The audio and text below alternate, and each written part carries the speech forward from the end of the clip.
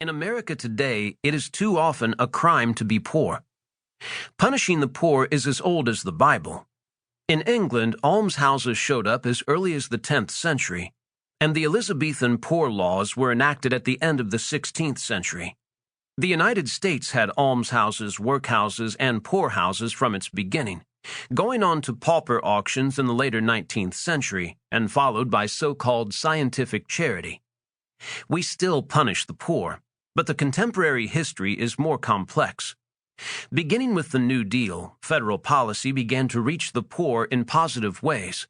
Social Security, unemployment insurance, and fair labor standards made an enormous difference, even if flawed in their coverage. The 60s saw an explicit focus on reducing poverty, and poverty fell from 22.4% in 1959 to 11.1% in 1973. African American poverty dropped from 55.1% to 31.4% over the same period, with the historic civil rights statutes enacted during the 60s playing a significant role. Beginning in the 70s, progress slowed and public attitudes regressed. Even so, important new policies were adopted over the following decades.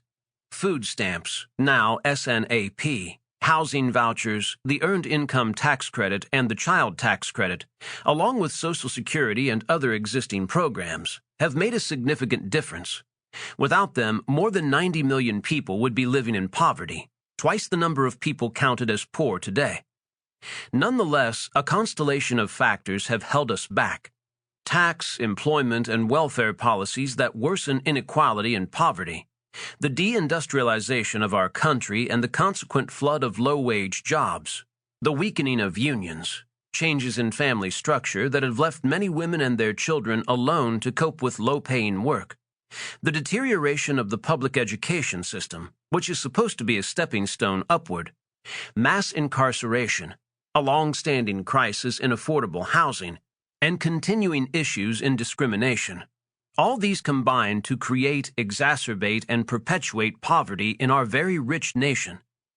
At the same time, negative attitudes toward the poor and public policies to put those attitudes into law have intensified, especially with the Great Recession that overtook us during the George W. Bush years, and now the Trump era.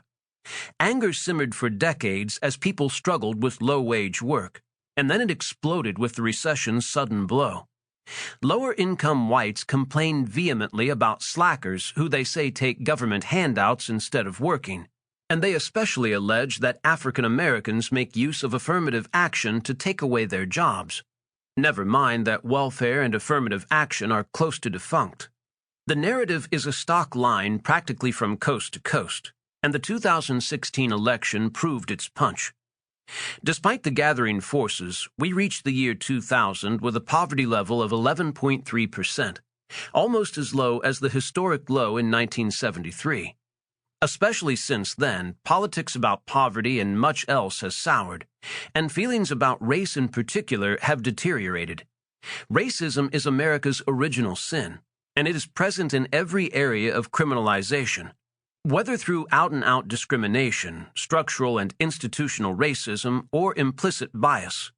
Joined together, poverty and racism create a toxic mixture that mocks our democratic rhetoric of equal opportunity and equal protection under the law. Beyond mass incarceration, beginning in the 1990s, we adopted a new set of criminal justice strategies that further punish poor people for their poverty. Low-income people are arrested for minor violations that are only annoyances for people with means, but are disastrous for the poor and near poor because of the high fines and fees we now almost routinely impose. Poor people are held in jail to await trial when they cannot afford bail, fined excessive amounts, and hit with continuously mounting costs and fees. Failure to pay begets more jail time, more debts from accumulated interest charges, additional fines and fees, and in a common penalty with significant consequences for those living below or near the poverty line, repeated driver's license suspensions. Poor people lose their liberty and often lose their jobs, are frequently barred from a host of public benefits, may lose custody of their children, and may even lose their right to vote. And immigrants, even some with green cards, can be subject to deportation. Once incarcerated, impoverished